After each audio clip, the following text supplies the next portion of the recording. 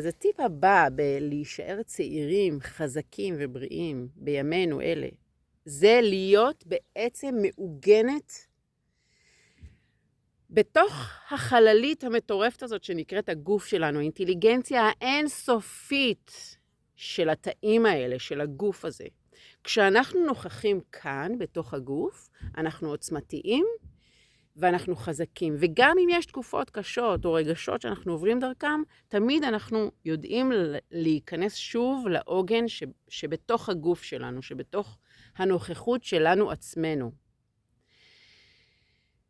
אוקיי? כשבן אדם למשל מעשן או שותה על בסיס יומיומי, דברים שמשנים את התודעה, זה כאילו הוא תופס את הספסל האחורי. ואז מישהו אחר, אנרגיה אחרת תופס את הספסל, את ההגה.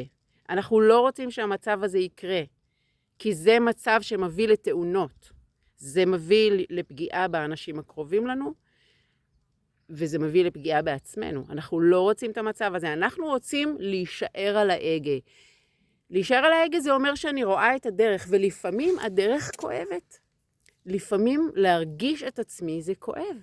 אם אני פתאום מרגישה לבד, אם אני פתאום מרגישה whatever, חוסר, ספק, פחד. אבל הרעיון הוא לא לפחד מהרגשות. רגשות זה עוצמה חזקה מאוד. תחשבו על צמח שגודל דרך אספלט. בעצם זה כל המולקולות של המים צומחות, מסתדרות אחת מעל השנייה, והן דוחפות דרך האספלט. תארו לכם איזה כוח חזק זה המים, הרגשות. זאת אומרת, ככל שאנחנו לא מפחדים מהרגשות שלנו, ואנחנו מאפשרים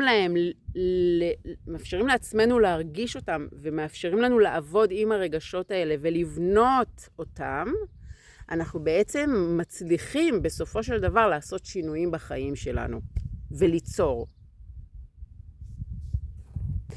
אז הטיפ הוא לא לעזוב את החללית, לא לנטוש את ההגה.